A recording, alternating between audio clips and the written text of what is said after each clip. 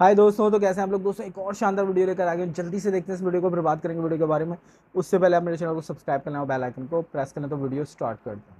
Hello friends, मैं गौरव और 14 जुलाई 2023 इस डेट को मार्क कर लो क्योंकि इसी दिन दोपहर के 2:35 पीएम को इसरो अपने सतीश धवन स्पेस सेंटर से चंद्रयान 3 मिशन को लॉन्च करने वाला है। और इस बार इंटरेस्टिंगली उनका मेन गोल ही सॉफ्ट लैंडिंग करना होने वाला है, जो चंद्रयान 2 के वक्त उन्होंने कोशिश किया था मगर मिशन अनफॉर्चुनेटली फेल हो गया था। सिंपली स्पीकिंग, इस करंट मिशन पर वो ऐसे कंट्रोल तरीके से चांद पर लैंड करने की कोशिश करेगा जिससे उसके लैंडर को कोई डैमेज ना हो। और अगर इसरो इस मिशन को सक्सेसफुली एग्जीक्यूट कर पाता है और चंद्रयान 3 लैंडर के जरिए चांद के साउथ पोल की जांच जल्द से जल्द शुरू हो जाती है, तो भारत वो पहला देश बन सकता है जो उस डेटा से पृथ्वी के जन्म की रियल स्टोरी प्रैक्टिकली प्रूव करके दिखा पाएगा।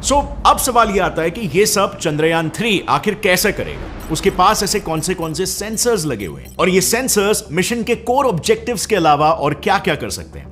इन्हीं सभी सवालों के जवाब हम आज इस वीडियो में देने वाले हैं। फिलहाल के लिए बस इतना समझ लो कि चंद्रयान 3 का ये मिशन सिर्फ इंटरेस्टिंग ही नहीं बल्कि इक्वली चैलेंजिंग भी होने वाला है, क्योंकि सबसे पहले तो मून पर सॉफ्ट लैंडिंग करना ना मार्स पर सॉफ्ट लैंडिंग करने से भी ज्यादा मुश्किल है। एंड यस, वही मार्स जिस पर मून के कंपैरिजन में 33 टाइम्स ज्यादा क्रेटर्स हैं। Now wait, let me explain. तो यहां पर देखो, जैसे आप देख सकते हो पूरे दुनिया में 77 गवर्नमेंट स्पेस एजेंसीज है। उनमें से सिर्फ 11 कंट्रीज ने ही सक्सेसफुली मून मिशन किए हैं, बट सिर्फ 3 ही कंट्रीज ऐसे हैं, अमेरिका, रशिया और चाइना, जो अब तक लूनर सरफेस पर सॉफ्ट लैंडिंग कर पाए हैं। जबकि मार्स तो ज्यादा दूर है। उन पर जिन 5 कंट्रीज ने स्पेस मिशन किए हैं उनमें से 2 कंट्रीज ने सक्सेसफुली लैंड किया है, यानी कि मार्स पर लैंडिंग का सक्सेस रेट हो गया 40% और वहीं पर लूनर सरफेस पर 27%। अब ऐसा इसीलिए क्योंकि देखो, जहां पर एवरेज एक स्पेसक्राफ्ट को मार्स पर पहुंचने के लिए 7 मंथ्स लगते हैं, वहीं पर मून पर स्पेसक्राफ्ट महज 3 दिन में पहुंच जाता है। सो अगर गलती से भी मून पर जाते वक्त स्पेसक्राफ्ट का पैथ किसी भी रीजन से डिफ्लेक्ट होता है तो इतने कम समय में उसे मैन्यूवर करना यानी कि कंट्रोल करना और उसके पैथ को करेक्ट करना ज्यादा डिफिकल्ट हो जाता है। टाइम कम है, डिस्टेंस कम है, डिफिकल्टी ज्यादा हो जाती है। और इससे भी ज्यादा दिक्कत तब आती है जब स्पेसक्राफ्ट को कैलकुलेटेड टाइम फ्रेम में लैंड नहीं कराया जाता। बेसिकली स्पेसक्राफ्ट के स्पीड के बेसिस पर स्पेसक्राफ्ट लैंडिंग का टाइम एस्टिमेट किया जाता है। मतलब सपोज अगर स्पेसक्राफ्ट की स्पीड 20,000 किलोमीटर पर आवर है तो उसे मून पर लैंड करने के लिए सिर्फ 15 से 30 मिनट का विंडो मिलता है। अदरवाइज उस स्पेसक्राफ्ट का खेल खत्म, यानी कि स्पेसक्राफ्ट का पाथ चेंज करो या ना करो, वो क्रैश होने ही वाला है। ऊपर से सिर्फ यहीं पर सॉफ्ट लैंडिंग की मुसीबत खत्म नहीं होती, क्योंकि अगर सपोज इस टाइम फ्रेम में टचडाउन स्टार्ट भी कर दिया, बाकी चीजें हैं जो कि लैंडर्स में प्रॉब्लम क्रिएट करेगी, जैसे कि उस लैंडिंग साइट का लोकल एटमॉस्फेयर। देखो, जैसे कि हम सब जानते हैं कि मार्स पर एटमॉस्फेयर है जो कि फ्रिक्शन पैदा करके लैंडर की स्पीड स्लो कर देता है, और इसीलिए मार्स पर लैंडिंग के लिए थ्रस्टर के साथ साथ पैराशूट्स भी यूज किए जा सकते हैं। पर मून पर ऐसा कोई एटमॉस्फेयर ना होने की वजह से पूरा का पूरा लोड थ्रस्टर्स पर आ जाता है, और यही थ्रस्टर्स लैंडिंग में प्रॉब्लम क्रिएट करते हैं, क्योंकि ये एक्स्ट्रा पावरफुल थ्रस्टर्स जैसे ही लूनर सरफेस पर लैंड करने की कोशिश करते हैं, उनसे मून की लूज सॉइल का उड़कर डेलिकेट सेंसर्स में एंटर होने का खतरा बढ़ जाता है, जो कि मिशन पर पानी फेर सकता है। अब इन दिक्कतों के ऊपर पिछले बार चंद्रयान 2 को लैंड जहां पर कराना था वो एरिया था मून का साउथ पोल। अब मून के साउथ पोल पर ना स्पेसिफिकली पूरे मून के कंपैरिजन में ज्यादा क्रेटर्स, वैलीज और माउंटेन्स हैं। सो लैंडिंग के लिए एक स्वीट स्पॉट टारगेट करना और फिर एक्यूरेटली उसी स्वीट स्पॉट पर लैंडर को अर्थ से कंट्रोल करके लैंड कराना, ये अपने आप में ही एक काफी डिफिकल्ट काम है। इसके अलावा मून के साउथ पोल पर लैंड करते वक्त टेम्परेचर ड्रास्टिकली फ्लक्चुएट होता है, क्योंकि मून को अपने एक रोटेशन कंप्लीट करने के लिए लगभग 28 डेज लगते हैं, जिससे 2 हफ्तों तक सन को फेस किए हुए साइड का टेम्परेचर 120 डिग्री सेल्सियस तक पहुंच जाता है, और वहीं पर दूसरे साइड का टेम्परेचर -230 डिग्री सेल्सियस तक रहता है। और साउथ पोल इन दोनों रीजन्स का जंक्शन है।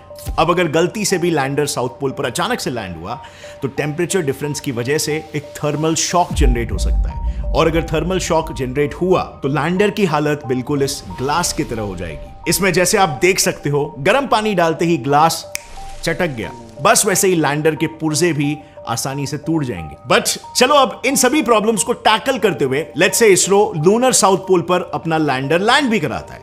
फिर भी उसके साथ कम्युनिकेशन टूटने का खतरा तो रहता ही है। तो देखो, आपको शायद पता नहीं होगा पर चांद के सदर्न पोल पर ऑलमोस्ट 24/7 अंधेरा ही रहता है। जब दिन भी होता है तो सिर्फ होराइजन पर ही सन दिखाई देता है, जिसकी वजह से क्रेटर्स और माउंटेन्स के पीछे छुपे कुछ एरियाज ने तो मून के फॉर्मेशन से लेकर अब तक सन देखा ही नहीं है। अब ऐसे में लैंडर के सोलर पैनल्स कैसे काम करेंगे? बस इन्हीं सब रीजंस, यानी कि लैंडिंग साइट डिटेक्ट करने के लिए इनफ समय ना मिलना, डस्ट से सेंसर्स खराब होना, लूनर साउथ पोल के हार्श टेम्परेचर और सरफेस की मार और कम्युनिकेशन इश्यूज, इनकी वजह से कई बार लूनर सॉफ्ट लैंडिंग्स फेल हो जाते हैं। अब चंद्रयान 3 में इन प्रॉब्लम्स को हैंडल करने के लिए इसरो ने एक ऐसी यूनिक स्ट्रेटेजी का इस्तेमाल किया है कि अब की बार सॉफ्ट लैंडिंग में प्रॉब्लम्स आने के चांसेस ना के बराबर है। उन्होंने सॉफ्ट लैंडिंग की डिफिकल्टी को सॉल्व करने के लिए चंद्रयान 3 के लैंडर के लिए लकीली एक ऐसा स्पॉट ढूंढ निकाला है जहां ना क्रेटर्स और माउंटेन से भरा अनइवन सरफेस है और ना ही ड्रास्टिकली अनइवन टेम्परेचर्स। ऑल्सो जब 14 जुलाई को चंद्रयान 3 लॉन्च होगा तब वो सबसे पहले 5 बार अर्थ के चक्कर काटते हुए अपना ऑर्बिट रेस करेगा, सो दैट वो एक ऑप्टिमल स्पीड तक पहुंच जाए। इससे होगा ये कि वो मून की तरफ किसी स्लिंग शॉट की तरह उड़ जाएगा, जिससे चंद्रयान 3 मिशन के इनिशियल फेज में ज्यादा फ्यूल यूज नहीं होगा और यही फ्यूल लैंडिंग के वक्त इस्तेमाल किया जा सकेगा। इसके बाद जब लैंडिंग का समय आएगा तब भी इसरो ने एक यूनिक प्लान सोचा हुआ है। इसरो ट्रेडिशनल तरीके से डायरेक्टली लूनर सरफेस पर लैंड नहीं करवाएगा, क्योंकि एज आई सेड अर्लियर, इससे थ्रस्टर्स बहुत ज्यादा धूल उड़ा सकते हैं और उससे सेंसर्स खराब हो सकते हैं। सो इंस्टेड चंद्रयान 3 अपनी स्पीड को लैंडिंग से पहले ड्रास्टिकली घटाने और साथ ही लैंडिंग साइट को एक बार फिर से प्रॉपर्ली इंस्पेक्ट करने के लिए मून के अराउंड ऑर्बिट रिड्यूसिंग चक्कर काटेगा। यानी ऑल इन ऑल सिर्फ इन 2 स्टेप्स, यानी कि ऑर्बिटल मैन्यूवर्स और परफेक्ट लैंडिंग स्पॉट से चंद्रयान 3 सॉफ्ट लैंडिंग फेलियर्स के पहले 3 रीजंस को टैकल कर सकेगा। इसके बाद रही बात 4th रीजन की, विच इज कम्युनिकेशन इश्यूज, तो उसके लिए चंद्रयान 3 चांद की सतह पर जांच अपने रोवर से करने वाला है, अपने लैंडर से नहीं। और इंस्टेड वो अपने लैंडर को धूप में खड़ा रखकर उससे रोवर और पृथ्वी के बीच सिग्नल्स रिले करवाने वाला है। इसे थोड़ा और आसानी से समझने के लिए आइए सबसे पहले चंद्रयान 3 के आर्किटेक्चर को समझते हैं। देखो, अगर हम चंद्रयान 3 और उसके प्रीडिसेसर चंद्रयान 2 के आर्किटेक्चर को कंपेयर करें तो हम देख सकते हैं कि इसके डिजाइन में कोई मेजर डिफरेंस नहीं है। इसमें भी 2 मॉड्यूल्स है, प्रोपल्शन मॉड्यूल और लैंडर मॉड्यूल, जिनका एवरेज वेट एक टाटा हैरियर या ऐसे किसी एसयूवी जितना है और कुल मिला के पूरे स्पेसक्राफ्ट का वेट कुछ 3900 किलोज है, यानी कि एक हाथी जितना। बस सिर्फ फर्क इतना है कि इसमें ऑर्बिटर नहीं है जो मून को रिवॉल्व करके स्कैन करे, क्योंकि चंद्रयान 2 का ऑर्बिटर हमारे लिए ये टास्क ऑलरेडी कर रहा है और इसीलिए चंद्रयान 3 में सिर्फ थोड़े बहुत मॉडिफिकेशंस ही किए गए हैं। और यही वजह है कि फाइनली चंद्रयान 3 कोविड वगैरह जैसे क्राइसिस और उससे हुए ग्लोबल शटडाउन के बावजूद भी महज 4 सालों में लॉन्च के लिए पूरी तरीके से तैयार हो पाया। अब एक बार सक्सेसफुली ये चांद पर लैंड हो गया तो उसके बाद लैंडर में से रोवर को डिप्लॉय किया जाएगा, जो तुरंत लेजर इंड्यूस्ड ब्रेकडाउन स्पेक्ट्रोस्कोप यानी लिब्स से मून के सॉइल में पड़े केमिकल कंपोनेंट्स को एक्साइट कर देगा। इससे उन केमिकल्स में से अलग अलग waves like alpha and X rays निकलेंगे, जिन्हें रोवर पर लगे अल्फा पार्टिकल एक्स-रे स्पेक्ट्रोमीटर फिर डिटेक्ट करके एनालाइज करेगा, ताकि मून के साउथ पोल पर सॉइल का कॉम्पोजिशन क्या है ये पता किया जा सके। इसके अलावा साइमल्टेनियसली लैंडर अपनी लैंडिंग साइट से ही मून पर एटमॉस्फेयर कितना थिन है ये पता लगा पाएगा और इतना थिन क्यों है इन मिस्ट्रीज को भी डिकोड करने की कोशिश करेगा, क्योंकि जैसे मैंने पहले कहा था कि मून पर ना के बराबर एटमॉस्फेयर है। पहले तो लोगों को लगता था कि मून में एटमॉस्फेयर है ही नहीं, लेकिन रीसेंट स्टडी में मालूम पड़ा कि मून के 10 किलोमीटर ऑल्टीट्यूड तक एक बहुत ही थिन आयनोस्फीयर या सिंपली चार्ज पार्टिकल से भरा एक हल्का सा एटमॉस्फेयर का लेयर है और जिसके एग्जिस्ट करने का एक्यूरेट रीजन अब तक किसी को नहीं मालूम। सो चंद्रयान 3 का लैंडर बेसिकली अपने रैम्भा और चेस्ट इन सेंसर्स की मदद से मून के आयनोस्फीयर के हीट कंडक्शन प्रॉपर्टीज और तापमान के बारे में हमें प्रिसाइज डेटा देगा। इसके अलावा मून पर अर्थक्वेक्स डिटेक्ट करने के लिए लैंडर पर इंस्ट्रूमेंट फॉर लूनर साइस्मिक एक्टिविटी यानी इल्सा डिटेक्टर फिट किया गया है और लैंगमुइर प्रोब यानी एलपी भी लगाया गया है, जो सन से आती हुई प्लाज्मा वेव्स को डिटेक्ट कर पाएगा। यानी इन शॉर्ट मून का एटमॉस्फेयर पूरी तरह से सूरज के पावरफुल रेडिएशंस का नतीजा है या फिर चांद के केमिकल कंपोनेंट्स का। इसका एक एग्जैक्ट आंसर हमारा चंद्रयान 3 पता लगा सकता है। लेकिन ये तो हुई सिर्फ लैंडर और रोवर की बात। इसरो ने प्रोपल्शन मॉड्यूल को भी 2-in-1 के जैसे इस्तेमाल किया है। फर्स्टली उन्होंने इस पर स्पेक्ट्रोपोलैरिमेट्री ऑफ हैबिटेबल प्लैनेट अर्थ यानी शेप नाम का एक इंस्ट्रूमेंट इंस्टॉल किया है, जो अर्थ की तरह हैबिटेबल एक्सोप्लैनेट्स को भी डिटेक्ट करके उनके केमिकल कॉम्पोजिशन को स्टडी कर सकता है। देन डिटैच होने के बाद प्रोपल्शन मॉड्यूल रिले सैटेलाइट की तरह काम करेगा, जहां वो लूनर साउथ पोल पर भी मैसेजेस और डेटा इंटरप्शन ना हो, इसीलिए रोवर और लैंडर से आए इंपॉर्टेंट डेटा पृथ्वी पर मौजूद इसरो के इंडिया डीप स्पेस नेटवर्क के एंटेना की ओर रिले करेगा। अब ये एक बहुत ही बड़ा स्टेप है, क्योंकि इससे हमें किसी और देश के रिले सैटेलाइट्स की जरूरत नहीं पड़ेगी और हमारा डेटा भी सिक्योर रहेगा, क्योंकि पहले ऐसे बहुत बार हो चुका है, इसरो से आया डेटा दूसरे कंट्रीज चुरा पाए थे। अब अगर देखा जाए ना, तो ये हमारे मैन्ड मिशन का एक फर्स्ट स्टेप हो सकता है, क्योंकि अगर आज हम लैंडर को मून के साउथ पोल के डिफिकल्ट टेरेन पर लैंड करा सके, तो डेफिनेटली गगनयान मिशन के तहत इंडियन एस्ट्रोनॉट्स को भी सेफली आउटर स्पेस में भेजा जा सकता है। इस मिशन से हमारा कॉन्फिडेंस काफी बढ़ जाएगा। बट खैर, गगनयान मिशन के लिए अभी टाइम है। फिलहाल इतना समझ लो कि चंद्रयान 3 का मिशन अगर सक्सेसफुल होता है, तो उससे भारत पहला वो देश बन सकता है जो पृथ्वी के क्रिएशन और एवोल्यूशन से जुड़ी थियरी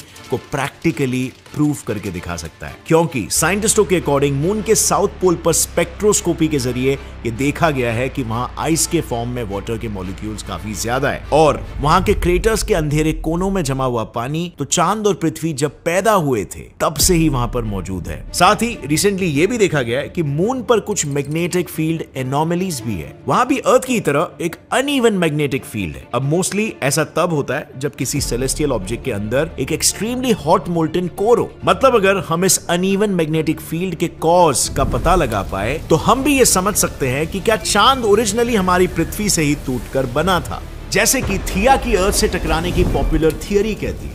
ऑल इन ऑल, अगर चंद्रयान 3 चांद पर मौजूद पानी और वहां की मैग्नेटिक फील्ड, इन दोनों चीजों की डिटेल इंफॉर्मेशन निकाल पाया, तो उससे पृथ्वी के इतिहास की कई पहेलियां सुलझ जा सकती है। और सबसे मजेदार बात यह होगी कि हमारा देश इसे सुलझाने वालों में से सबसे पहला देश होगा। बस फ्रेंड्स, प्रॉब्लम यहां पर यही है कि हम हमेशा की तरह इसमें लेट ना हो जाए, क्योंकि जैसे आप लोग को ऑलरेडी पता है, नासा 1958 में एस्टैब्लिश हुआ था और फिर भी सिर्फ 11 सालों में ही वो इंसानों को चांद पर पहुंचा चुका था, जबकि लगभग उसी समय में बना हमारा इसरो अपने टाइट बजट के चलते आज तक ये अचीव नहीं कर पाया। अगर इसरो के पास भी टाइट बजट होता, तो हमारे एस्ट्रोनॉट्स भी चांद पर पहुंच चुके होते और शायद हमने और भी काबिल मिशंस को अंजाम दिया होता।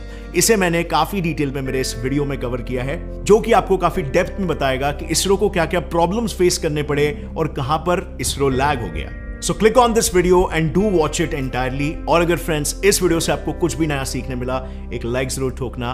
Gate set fly science channel को भी। तो दोस्तों, ये वीडियो थी गेट सेट फ्लाई साइंस की, और बहुत ही ज़बरदस्त डिटेल में इन्होंने बताया इसरो लॉन्चेस चंद्रयान 3, और चंद्रयान 3 की बहुत धूम मची हुई थी और इंडिया ने वो करके भी दिखा दिया। फाइनली वो लॉन्च हो गया है और अपने मिशन पे चल पड़ा है। 3-4 दिन में मेरे ख्याल से वो पहुंच जाएगा चांद के ऊपर और अपना मिशन स्टार्ट कर देगा।